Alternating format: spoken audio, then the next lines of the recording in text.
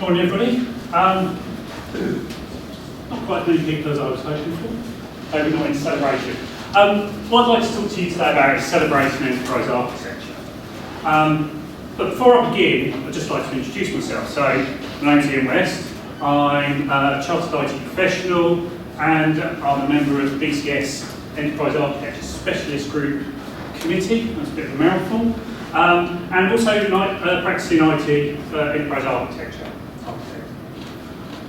Now, I love enterprise architecture. I love my job. I think it's a really great profession to have. And actually I find it quite very interesting. And whenever I get the opportunity to talk about enterprise architecture, I will take the opportunity to do it. And so today, the conference came up and we wanted to talk about the hidden value of enterprise architecture, and what better way to talk about the hidden value than to actually celebrate enterprise architecture and talk about it. Now, when I think about enterprise architecture, I think we should be celebrating good architecture. Now, the challenge with enterprise architecture per se is if I come along and I draw or sort of design architecture, because I see EA as being a design profession, I end up with this kind of stack of drawings, and we heard Colin talk about the pile of artifacts a minute ago. And we draw it in this way where it's kind of business, and I lay some data there, and I put some applications underneath, and I put some technology on it. But actually, most people don't see all of that. You can't celebrate that because actually that's just a set of design drawings which actually go to the construction of architecture. And so actually, what we should really be celebrating is the outcomes, the results of good architecture. And actually, here we have it. It's not something that is easily identified in the same way that other professions, such as building architects, landscape gardeners, even things like artists, painters, etc., where there's something very physical. What we produce isn't physical, it's very logical. So therefore, as I say, we look for the outcomes of enterprise architecture, and that's really, for me, what we should be celebrating. So if we look at this drawing here, the man on the the right, is clearly suffering from bad architecture. He's not very happy, he's looking a bit grumpy, and he probably wants to throw that laptop out the window. Where that lady on the left is clearly experiencing good architecture, something which has been well designed, which is actually, she's finding it enjoyable to use, she's talking about it. And actually, for me, if we want to celebrate enterprise architecture, we should be celebrating the outcomes we get from it. Good architecture. So today, when I come round, I wanted to talk about actually how we celebrate it. What is it we do to celebrate enterprise architecture within our profession and more broadly? Do we do enough of that celebration? And actually, are there things that we should be doing which we currently don't do to make sure we celebrate it? So I got a preparation for this. I did my journey of celebration, as I like to call it. I've got my architecture backpack, I'm sure you all have one, and packed away my favourite crayons and the usual tools of the trade. So where better place to start in terms of the journey of celebration than actually personal celebration? So I started looking at actually how do I, as an enterprise architect, celebrate what I do. And actually, I do it quite regularly. It's no coincidence that I started off by talking about the fact that I'm a chartered IT professional, that I'm a practitioner, because these are all things that I do, and actually today, I want to be part of that celebration of them. But actually, when I dive into looking at my CV, because that's part of how I present myself externally, things like qualifications, and it could be other people with things like blogs, websites, etc., Twitter. How do I present myself? How do I celebrate enterprise architecture? And actually, when I say celebrate, I actually talk about celebrating good architecture. So when I look into my CV in terms of what I talk about, people ask me about what I've done, I'll talk about things where at one place I enabled better informed decisions through designing an architecture which supported decision making. I'll talk about one company where actually I enabled, through the architecture, global teams to work collaboratively around designs.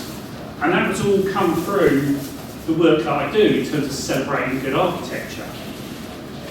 But that's just me, and I thought, well actually, if I'm doing it, what are my peers doing? Are they celebrating good architecture as well? So here we have some of the committee members. Adrian seems to have not made it into this photo, unfortunately, but he is here today. But actually, what I did was I reached out to my committee members and said, actually, I'm doing this presentation on celebrating enterprise architecture. How do you also celebrate enterprise architecture? What do you do? And it was interesting because when they sort of came back to me, there was a lot of different ways that people celebrated it. So some of our committee members much more engaged at the kind of early consultancy phase, and so they talked about actually designing architecture in terms of sort of bids, new propositions to companies. So actually it never necessarily materialises, but actually they're delivering it.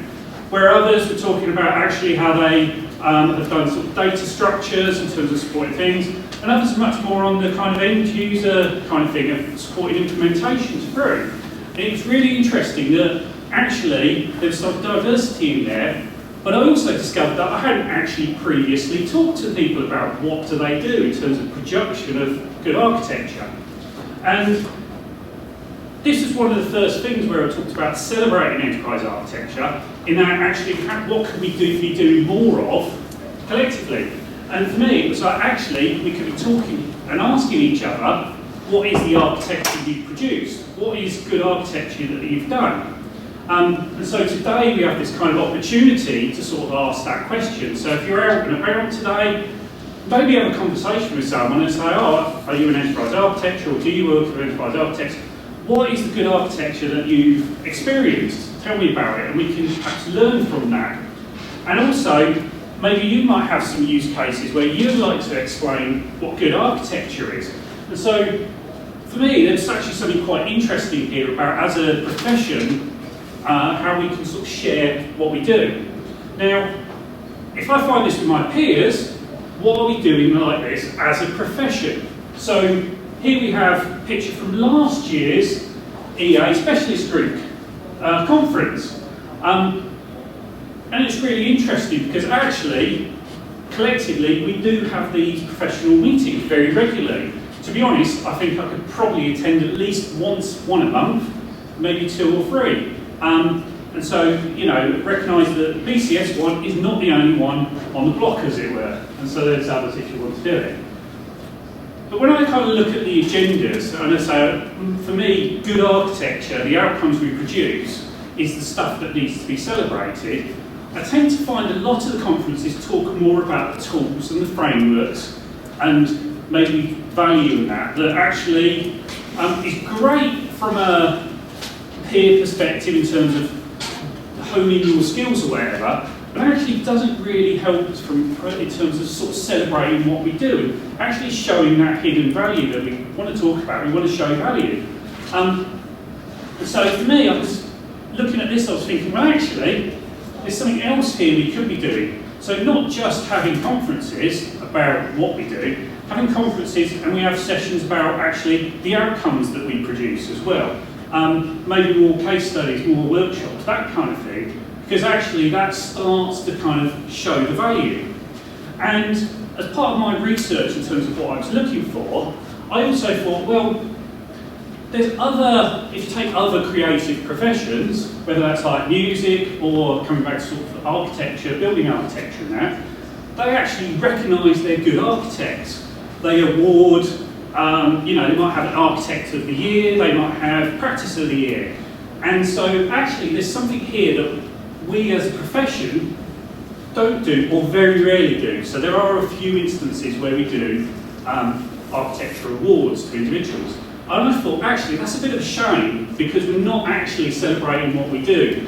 And we need to perhaps do a little bit more of that. And that's an idea that I'm personally going to try and think of and move forward and speak to from a committee point of view. But the other thing for me is actually, by awarding our architects, we potentially also start awarding the diversity in terms of our environment, which I've picked up from our peers. So where perhaps we tend to think of architecture as just this one thing. Well, actually, some of us work in large organisations, some of us work in small organisations, and so therefore, if we start thinking about how we award and recognise architects, we can start also to recognise and award the diversity in our profession as well. And so, if we did say an award ceremony, why not have, I don't know, small business architect, global architect, you might have architect within construction industry, media. And so actually it's a great way that we can start recognising that actually there's diversity in what we do, and that actually don't all do it the same, and recognise those differences. And so I found that actually from a professional point of view, there's some great coming together that we do, but actually there's some extra stuff we could be doing. Which kind of led me, well actually, if professionally we do that, how do our customers, if you want, do that? How do the enterprises view enterprise architecture? How do they celebrate it? Because actually, if we weren't designing for enterprises, we wouldn't be here. Now, personally, I think enterprise architecture is quite a mature profession. I think other people might slightly disagree with me, but it's established. It's recognised. Most organisations nowadays that you will walk into will have an architecture function or an architecture practice of some kind. And actually we're beginning to see it appearing more and more in sort of smaller organisations, which in the past wouldn't necessarily have that. And so enterprise architecture is recognised within enterprises, which is what we want, really. But actually, I tend to find it's recognised perhaps a bit more at kind of senior level, at director level. And so the practice tends to serve maybe CEO, CIO, and those levels. And actually, when we think about good architecture and what we produce, the outcomes, the design work that often occurs very early in a change, a transformation project, some kind of change,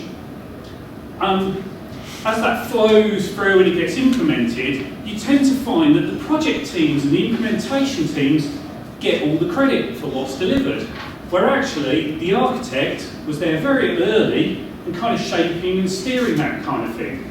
And so actually, from a celebration point of view, whilst our directors are celebrating us, I'm not sure we're quite as celebrated from the engineering level and maybe the business level, because maybe actually our work isn't seen at that level, which is a shame, really.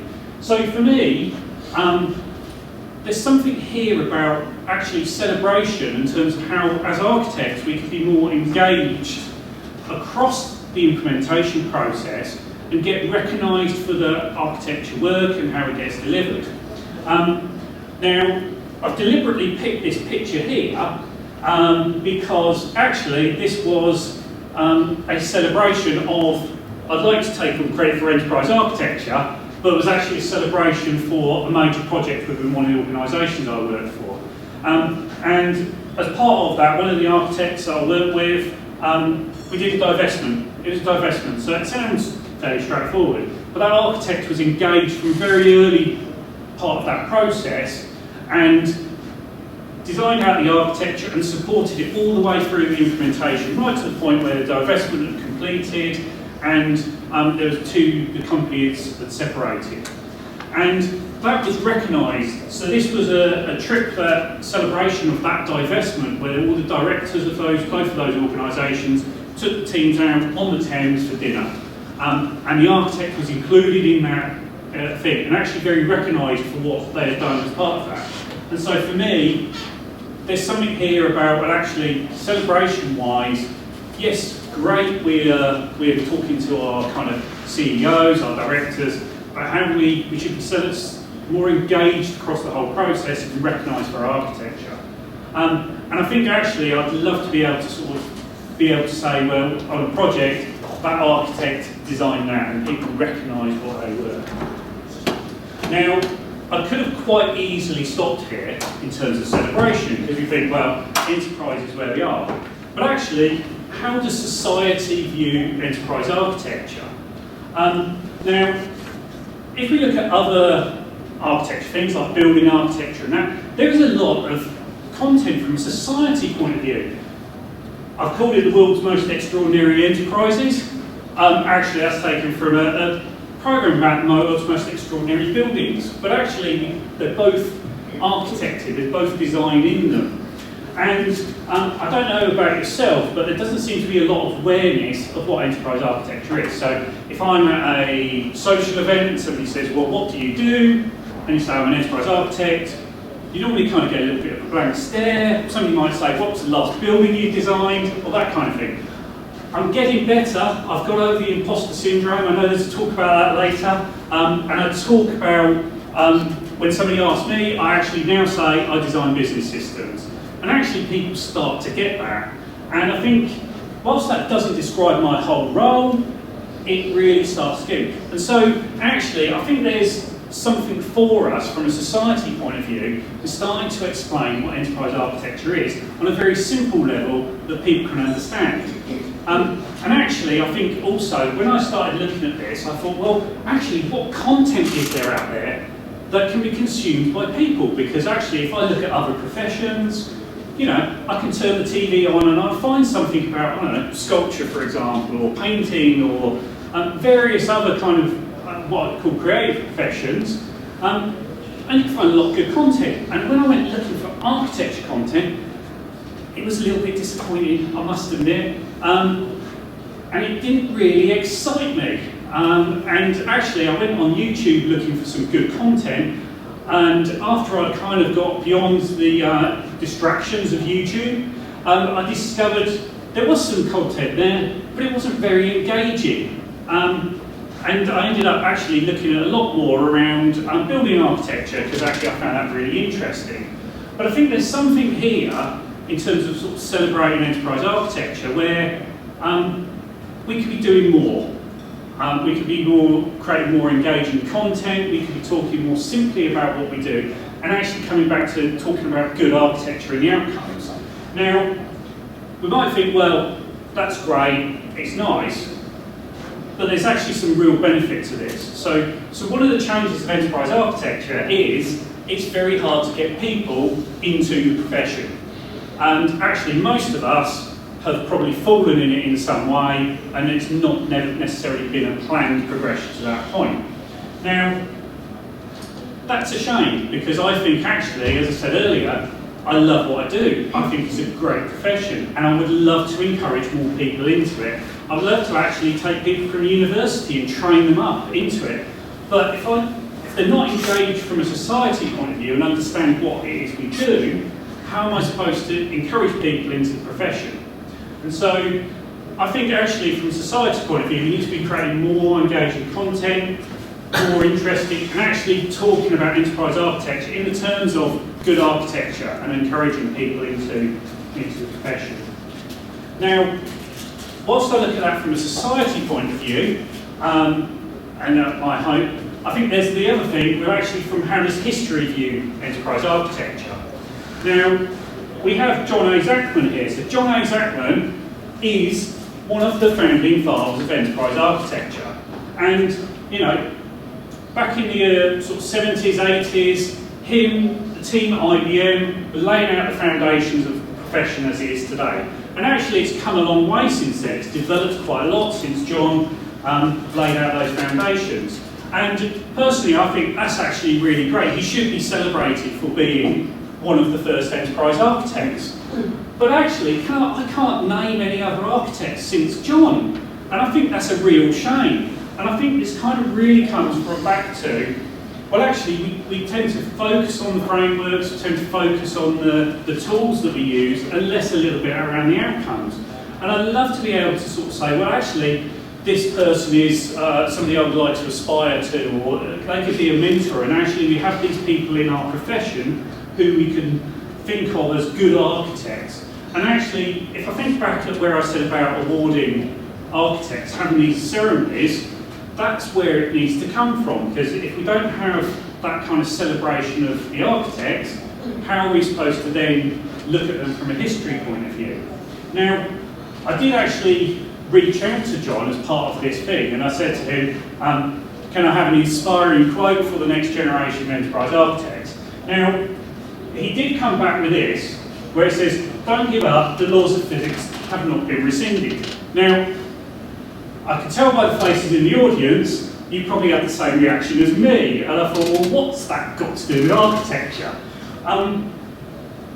But I did think about it, and I thought, well, actually, there is some truth in here, because if we think about it, the enterprises that we're dealing with today aren't really that much different to the enterprises that John was dealing with back in the time. Okay, technology's moved on, and there might be new business models, but essentially, we're all kind of doing the same sort of thing, it's just how it does it differently. So, actually, the landscape we're working on, the materials we're working with, haven't changed.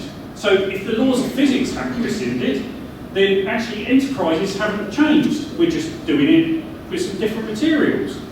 And again, if you think about physics, we're discovering new stuff about physics all the time, or people are exploring. So actually, there's another thing here, which it's almost saying, well, we haven't found everything, we're still discovering stuff and moving forward. So actually, when I got over my initial reaction, I thought, actually, it's got a good point there around what we are. But I think for me, it's just like, well, actually, from a history point of view, yeah, let's sort of celebrate enterprise architecture in terms of good architecture and what we produce. And that kind of brought me to the end of my journey around enterprise architecture. And I say from a journey's end, but actually I've learned a lot of good things there. Because, as I say, I love enterprise architecture and I love my profession, and I want to talk about it, and I want to be proud of what we do and get people interested. And the way we need to do that is to talk about the outcomes. So, me personally, and I'm sure many of you others, you can express that through things like your CV, your blogs, etc., and talk about the good architecture that you'll produce or use, or what others have. And as I say, if we're all beginning to recognise this, we can actually talk to each other about what it is and learn from each other. And that may well lead us into, as a profession, moving beyond just talking about tools and techniques and frameworks, and actually talking about the stuff that we produce. And I think that would be really good, because then we can start learning off of each other and start actually recognising what we do. Maybe awarding architects, awarding architecture practices, recognising diversity of our role, and feeding that into our kind of enterprises and showing the value that we produce. And if we can get that right, we can feed that into society, history, and get other people interested in enterprise architecture and bring those people on board. So, whilst it was a journey, it's actually really enlightening around what we can do and how we can work. And so, really, to sort of end my presentation, I just want to say, let's celebrate enterprise architecture. Thank you.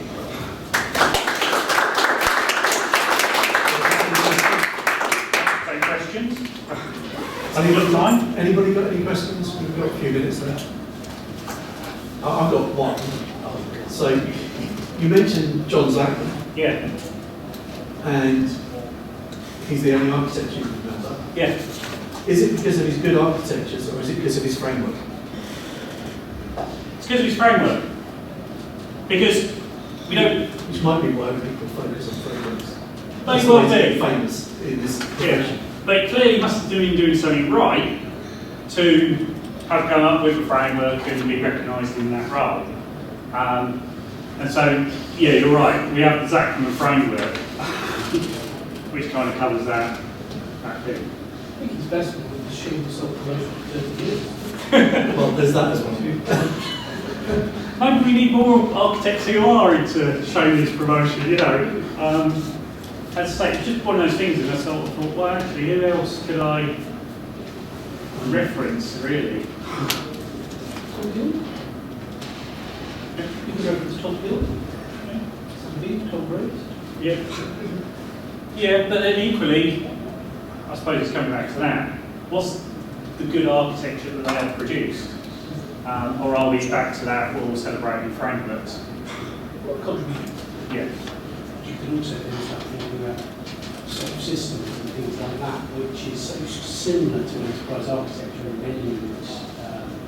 Aspirations about holistic, about the various different kind of things, is where all that kind of thing as well. And I think that's part of that problem, which is why we've got that going. before, is whilst it might be used articulating it to be mature, I don't think the concept of enterprise architecture is mature. Therefore, I think the concept of what is an enterprise architect is not very mature. Because they'll have a common centre of mass, but that boundary around the outside is quite amorphous. Yes. Interesting thought. How do you see we can integrate different parts of the systems in the future? You know, there's different enterprise architecture tools, and there's also now this emerging cloud. How do we see ourselves in the future being integrated to emerging technologies? So for me, it kind of goes back to that at the beginning where I was trying to show those kind of layers. Actually, to be honest, a cloud architecture isn't radically different to how a data center architecture 20 years ago. Okay, some of the boxes are in different places, but actually, at its core, you would still approach it, as a profession, you would still approach designing cloud architecture, business architecture, or whatever, in the same way that you perhaps would have done 20, 30 years ago. Nowadays, you'll just put different things in some of those boxes, is my kind of view. And so, there is a thing around profession staying relevant, but more in terms of staying up to date with, I suppose, emerging technology or emerging techniques, that kind of thing, and being able to weave them into what we, or use them as part of what we do, and that's how you stay relevant. Yeah. Any other questions? No? Yeah, you mentioned awards.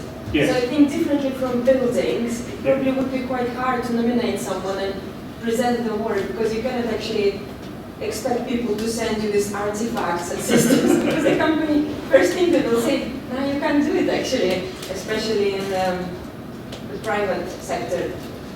So Yeah, it's again, like a high level abstraction or how? Yeah, and again, that's an interesting thing because we get very protective about giving away our company secrets or whatever. But then, if you look at other, I saw a payroll award ceremony the other week, and I was thinking they're talking about how they've done payroll within an organisation, how they've improved, how they deliver payroll, and that kind of thing. And actually, those companies are sponsor them. So I'm kind of a bit unclear as to why we're reluctant to talk about how we've improved organisations. Because actually, normally organisations love shouting about what's happened, what they're doing well, and actually, often as EAs, we are part of that process somewhere. And maybe we were just a bit reluctant to go and ask our bosses whether we can share our achievements. I don't think it would be that much of a problem. It's some kind of NDA, certainly. Yeah. It's to be evaluated. You're not going to show everything to everyone. Yeah, there's obviously an evaluation of all the artifacts and even some of the concepts and approaches. It's not just the documentation you're doing, it's the approach you take and how you engage with it and lots of other pieces that would be evaluated against, what would be successful and the outcomes and the value it drives to the business. Yeah. So, how many of you in the room are CRTP? So part of that process, you have to do an interview about projects you've done. So you still have to share stuff. You have to talk about it, you have to write it up and then submit it. Companies don't mind that. Why would they mind it if they're getting credit for it? I think the only thing they'd be nervous about, they don't care about, they like the fact that you've closed the capability gap. It's the identification of the capability gap.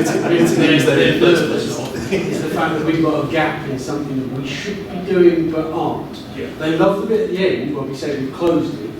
So I think if it's a success story, you'll probably get more people, but that's frequently not necessarily the success of a good architecture.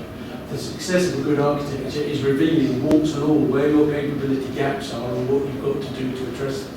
They may not all get taken forwards, but if you can elevate them up to the strategic position where they can then make a choice on it, that's great. But what they'll probably let you put forward in the thing is the sunny, happy day one where you close one of those capability gaps, and And they don't want you to reveal the other 8 that you actually found out at the same time, but we've redacted all these bits. Yeah. And then maybe that's part of that kind of separation part is, you know, actually, yeah, we've identified something, we've helped the company improve or change, then actually that is something to say that's good. And maybe you don't necessarily say where you started from, but you can actually demonstrate where you've got to. In the same way that, you know, if you sometimes you evaluate something like if you buy a new car, you're happy with the car, you don't worry about the whole manufacturing process to get there. I was going to say, I think it also relates to when you talk about the different levels where you talk to people about, Yeah.